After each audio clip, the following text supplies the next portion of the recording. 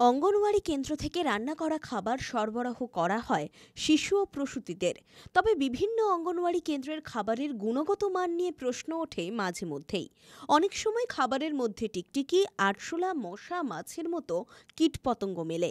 এছাড়াও অঙ্গনওয়াড়ি কেন্দ্রের খাবার খেয়ে অসুস্থ হওয়ার ঘটনাও দেখা গিয়েছে পূর্ব মেদিনীপুর জেলাতে। তাই কেন্দ্রে রান্না করার বিষয়ে বাড়তি সতর্কতা নেওয়া হচ্ছে কিনা এবং স্বাস্থ্যসম্মত ও পরিষ্কার পরিচ্ছন্ন হবে অঙ্গনওয়াড়ি কেন্দ্রগুলিতে খাওয়ার রান্না করা হচ্ছে কিনা সেই বিষয়ে নজরদারি চালায় খাদ্য সুরক্ষা দপ্তর। এরপরেই মঙ্গলবার জেলা প্রশাসনিক ভবনে শুরু হয় প্রশিক্ষণ পর্ব। এদিন জেলার বিভিন্ন ব্লক থেকে সুপারভাইজার এবং শিশু বিকাশ উন্নয়ন প্রকল্পের আধিকারিকদের নিয়ে চলে প্রশিক্ষণ কর্মসূচি। বলছে ফুড ফর্টিফিকেশন আনতে হবে। এই ফুড ফর্টিফিকেশন জিনিসটা কি না, ফুড ফর্টিফিকেশন হচ্ছে একটা টুলস, যার সাহায্যে বিভিন্ন ধরনের টুলসের বিভিন্ন কাজ আছে। আপনি বটি দিয়ে এটা আনাজ কাটছেন, আপনি এটা দিয়ে কোদাল দিয়ে। এমনি সাধারণ ফুডের মধ্যে ইম্পর্টেন্ট মিনারেলস এবং ভিটামিন অ্যাড করে দেওয়া হয়। দেখবেন সাধারণ তেল মার্কেটে বিক্রি হচ্ছে, সরিষার তেল, আবার দেখবেন ফর্টিফাইড তেল এটাও বিক্রি হচ্ছে।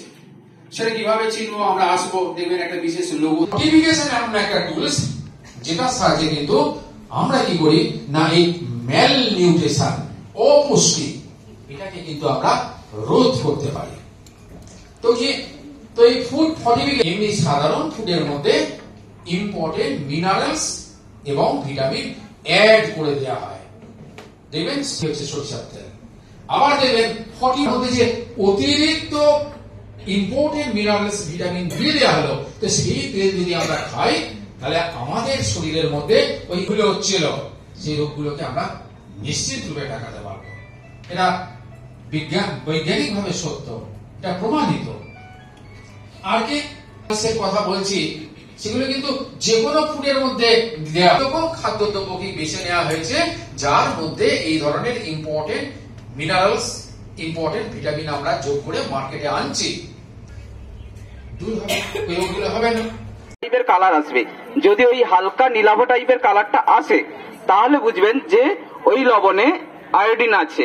আর যদি দেখবেন যে ওই কালারটা আসছে না, তখন বুঝবেন যে ওতে কোনো আয়োডিন নেই। আপনারা ইউজ করছেন, কখনো ওই রান্নাঘর বা উনুনের সময় আলগা করে রাখবে না। ঢাকনা যদি খোলা থাকে তাহলে কি হয়, যেহেতু আমাদের অঙ্গনওয়াড়ি সেন্টারে বাচ্চাদের খাওয়া দাওয়া, বাচ্চা এবং প্রসূতি মাদের খাওয়া দাওয়াটা দেখা হয়, তো এখান থেকে আমরা হলুদের টেস্ট, নুনের টেস্ট এইগুলো দেখলাম। প্লাস তেলটা সবসময় তারা যাতে প্যাকেট জাতীয় মানে মশলা, তেল এগুলো ব্যবহার করে সেগুলো আমাদের মেকশিওর করতে হবে, কোনো বাজার থেকে খোলা প্যাকেট যেন ব্যবহার না হয়। প্লাস ডিম, কাঁচা ডিমগুলোকে কিভাবে এনে স্টোর করে রাখতে হবে, প্লাস ব্যবহার করা, সেগুলোকে আমাদের জানতে হবে। আর রান্না করার পুরো প্রসেসটাই আমাদের এখানে ম্যাডাম বোঝালেন, যে কিভাবে ঢাকা দিয়ে রান্নাঘরটা কিরকমভাবে পরিষ্কার রাখতে হবে, সবটাই আমরা এখানে শিখলাম এবং সেটা যাতে আমরা ইমপ্লিমেন্ট করতে পারি সেইটাই চেষ্টা করব। প্যাকেটজাত মশলা ব্যবহার করতে এবং কাঁচা ডিম কিভাবে মজুত করতে হবে এবং কতটা নুন, তেল, মশলা দিয়ে রান্না করতে হবে, সেই সমস্ত বিষয়গুলি আলোচনা করা হয় এই দিনের শিবিরে। আজকে আমরা আইসিডিএস এদের যারা সুপারভাইজার আছে তাদেরকে আমরা খাদ্য সুরক্ষা সম্পর্কিত ট্রেনিংয়ের ব্যবস্থা করেছি।